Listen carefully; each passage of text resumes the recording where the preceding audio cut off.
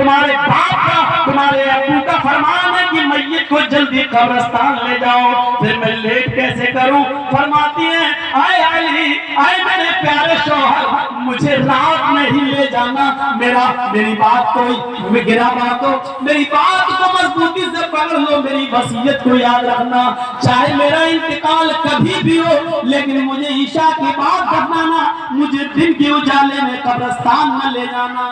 اے علی، میں نہیں چاہتی ہوں کہ میرے مردہ جسم پر پڑے ہوئے کفن پر بھی کسی غیر مرد کی نظر پڑے، میں اپنے کفن پر بھی کسی غیر مرد کی نظر نہیں پڑنے دینا چاہتی ہوں۔ اے علی، مجھے رات میں لے جانا، دن کے اجالے میں نہیں، میں نہیں چاہتی کہ میرے کفن پر بھی کسی غیر مرد کی نظر پڑے۔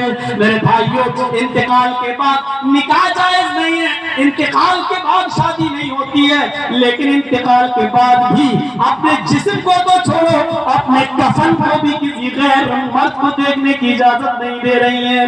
یہ تھا حضرت فاطمہ کا پردہ، اس پردے کی روشنی میں میری بہنوں اپنے گریبانوں میں جھانک کر دیکھو، اپنے گریبانوں کے بٹن کھولو اور تلاش کرو ہم کہاں کھڑے ہیں، ہمارا پردہ کیا ہے، ہماری عزت و آبرو کیا ہے۔ آج ہمارے چہروں کا نقص و ناقص دیکھ رہا ہے، کل تک ہمارے خوبصورت گالوں کو کبھی آسمان کی نگاہوں نے بھی نہیں دیکھا تھا، چاند و ستاروں نے بھی نہیں دیکھا تھا، اور آج جو چاہتا ہے دیکھ لیتا ہے، ہر کس و ناقص جس کو چاہو آج وہ بڑی آسانی سے ہماری بہنوں بیٹیوں کا دیدار کر رہا ہے۔ اور ایک اور بات، جتنا امیر باپ ہے، جتنا امیر باپ ہے، جتنا بھی باپ امیر ملے گا آپ کو، آپ دیکھیے گا اس کی بیٹی اتنے ہی کم کپڑے پہنے ہوئے ہوں۔ کس بات کا امیر ہے تو؟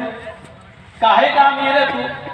اپنی بیٹی کو 5 میٹر کا کپڑا لا کر نہیں دے سکتا ہے تو کاہے کا امیر ہے تو؟ کنجوس اور بخیل باپ۔ اللہ تعالیٰ نے ان امیروں کو ایسی سزا دی ہے، ایسی سزا دی ہے، کل تک یہ غریبوں کی لڑکیوں کو ڈانس کرایا کرتے تھے، آج اللہ تعالیٰ نے ان امیروں کی لڑکیوں کے جسموں سے کپڑے اتار کر ان کو لوگوں کی نظروں کو دیدار کرنے پر مجبور کر دیا۔ آج ان امیروں کی لڑکیوں کے جسموں سے کپڑے اتروا کر آج غریب ان لڑکیوں کو دیکھ رہے، ان کا نظارہ کر رہے ہیں۔ آج امیروں کو اللہ نے یہ سزا دی ہے، آج وہ فیشن سمجھتے ہیں کہ میری بیٹی فیشنیبل کپڑے پہنے ہوئے ہیں۔ نہیں نہیں میرے بھائیوں، آپ اپنی بہنوں کے ذمہ دار ہیں۔ اللہ کے نبی نے فرمایا کہ جس لڑکی کا باپ جس کی بیٹی بے پردہ گھومے وہ باپ دیوس ہے، جس کی بہن بے پردہ گھومے وہ بھائی دیوس ہے، جس کی بیٹی بے پردہ گھومے وہ باپ دیوس ہے، جس کی بیوی بے پردہ گھومے وہ شوہر دیوس ہے۔ غور کرو کتنی صاف لفظوں میں، کتنے صاف لفظوں میں اللہ کے نبی نے فرمایا جس کی بہن بے پردہ گھومے وہ بھائی دیوس، جس کی بیٹی بے پردہ گھومے وہ باپ دیوس، جس کی بیٹی بے پردہ گھومے وہ باپ دیوس، جس کی بیوی بے پردہ گھومے وہ شوہر دیوس۔ اب دیوس کا معنی اگر ہم سمجھ جائیں تو سارا معاملہ حل ہوگا۔ دیوس کا یہ تو عربی لفظ ہے نا، اس کا اردو میں ترجمہ ہوتا ہے، سننے کی طاقت ہے، سنیں گے؟ دیوس کا مطلب ہوتا ہے بھڑوا، اور بھڑوا کس کو کہتے ہیں بتانے کی ضرورت نہیں، جانتے ہو؟ بھڑوا کہتے ہیں اس کو جس نے اپنی بہن، بیٹی یا بیوی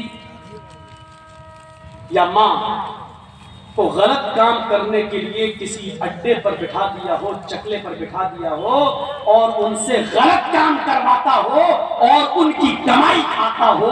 عربی زبان میں اس کو دیوس کہتے ہیں، اردو میں اس کو بھڑوا۔ کتنا سخت جملہ استعمال کیا اللہ کے رسول نے۔ مولانا جرجیس کو آپ کہہ رہے ہیں یہ کیا ہو گیا اس کا؟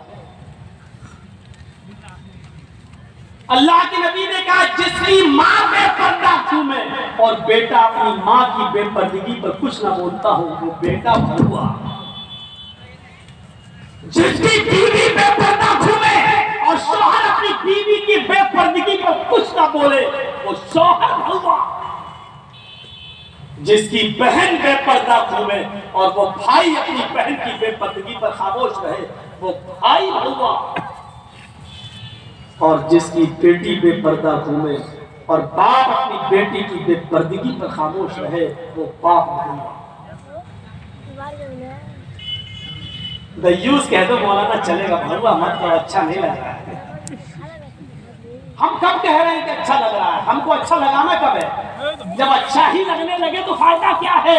انجیکشن ایسے لگاؤ درد نہ ہو. باسا ایسا ہو سکتا ہے کہ انجیکشن لگے اور درد نہ ہو؟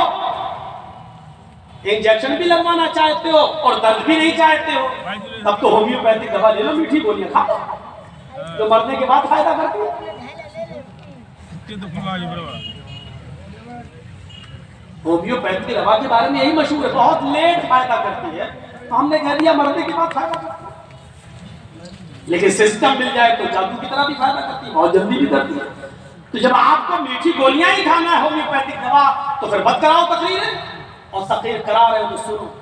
سننا کتنے لوگ ہیں آج جو اپنی بیوی کی بے پردگی پر سوال اٹھاتے ہیں؟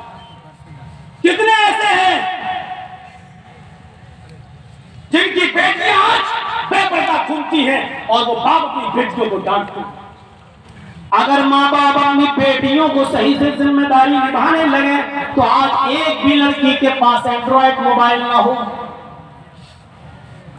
ہماری 18-20 سال کی لڑکی جس کی شادی نہیں ہوئی گھر پہ رہتی ہے، اس کے ہاتھ میں اینڈرائڈ موبائل چیخ چیخ کے بتا رہا ہے کہ باپ کی تربیت میں کمی ہے، باپ اپنی بیٹی پر پورا کا پورا حکمراں نہیں ہے، حاکم نہیں ہے. یا یہ کہہ رہا ہے بیٹی کے ہاتھ میں وہ اینڈرائڈ موبائل چیخ چیخ کے کہہ رہا ہے، یہ باپ نہ کہہ رہا ہے، بیٹی کے آگے باپ کی نہیں چل رہی ہے، باپ مجبور ہو چکا ہے. میرے بھائیو، اگر باپ مجبور نہ ہوتا تو بیٹی کے ہاتھ میں اینڈرائڈ موبائل نہیں ہوتا. کیا ضرورت ہے بیٹی کے ہاتھ میں دینے کی؟ وہ تو گھر میں رہتی ہے، کیوں چلائے گی ساتھ؟ آپ کی بیٹی 18-20 سال کی کیوں فیس بک چلائے گی؟ کیوں واٹس ایپ چلائے گی؟ کیوں میسنجر چلائے گی؟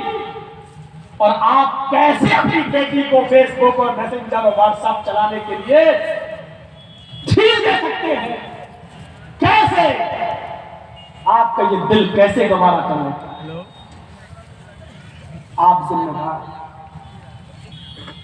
ہماری یہ بیٹیاں کل بچوں کی مائیں بنیں گی، شادی کے بعد ان کو اپنے بچوں کی تربیت کرنا ہے.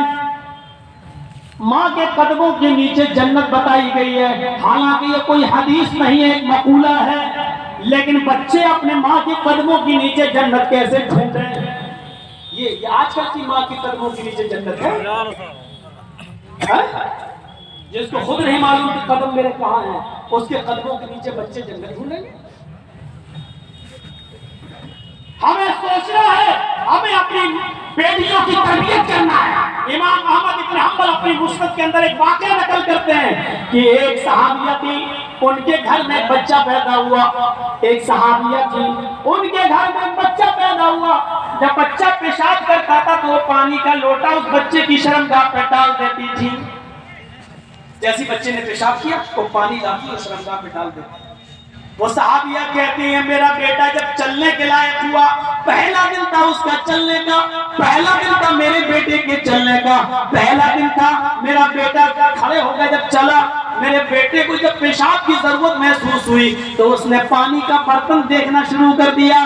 ماں کہتی ہے کہ میں دیکھ رہی تھی اپنے بیٹے کو، جب بھی وہ پیشاب کرتا تھا تو میں پانی اس کی شرمگاہ پہ ڈال دیتی تھی. آج دیکھتی ہوں میرا بیٹا چل رہا ہے، دیکھتی ہوں یہ کیا کرتا ہے. جب بیٹا پہلا دن چلنے کے لائق ہوا، پہلا دن تھا، تو بیٹے نے پانی کا پیالہ اٹھایا اور دونوں ہاتھ سے پکڑ کر دھیرے دھیرے چلا اور ایک کونے میں جا کر بیٹھ گیا. पेशाब किया और पेशाब करने के बाद वो पानी का प्याला अपनी शर्मगाह पे डालने लगा। उसको इस्तिंजा करना नहीं आता था, उसको धोने का तमीज भी नहीं मालूम था, उसको पता ही नहीं, लेकिन वो वैसा ही कर रहा है जैसे उसकी माँ ने उसको बताया। जैसे उसकी माँ उसके साथ कर देती थी, वो पानी का प्याला उठाकर अपनी शर्मगाह पे डाल लिया और खाली प्याला लेकर अपनी माँ के पास आ गया। माँ की आंखों में आंसू आ गए, आसमान पर नजर डालकर कहती है फुज़्तु बिरब्बिल काबा, काबे की रब की कसम में कामयाब हो गई, अल्लाह की कसम में कामयाब हो गई। अपने बच्चे को जो सिखाना चाहती थी मेरे बच्चे ने वो सीख लिया। मैं अपने बच्चे को जो तरबियत देना चाहती थी मेरे बच्चे ने वो तरबियत हासिल कर ली। मुझे उम्मीद है कि मेरा बच्चा कभी नापाक नहीं रहेगा। मेरा बच्चा जब भी पेशाब करेगा तो पानी जरूर ले जाएगा और इस्तिंजा करेगा। उस जमाने की माँ अपने बच्चों को बचपन से ये आदतें डलवाती थी, और आजकल की माँ देख लो अपने बच्चे का अंडरवियर नेकर उतार कर कहती बेटा यहाँ खड़े होकर पेशाब कर ले। ये माँ अपने बच्चों को क्या तरबियत देंगी, जबकि नेपोलियन ने कहा था कि मदर्स लेव is first college for children. माँ की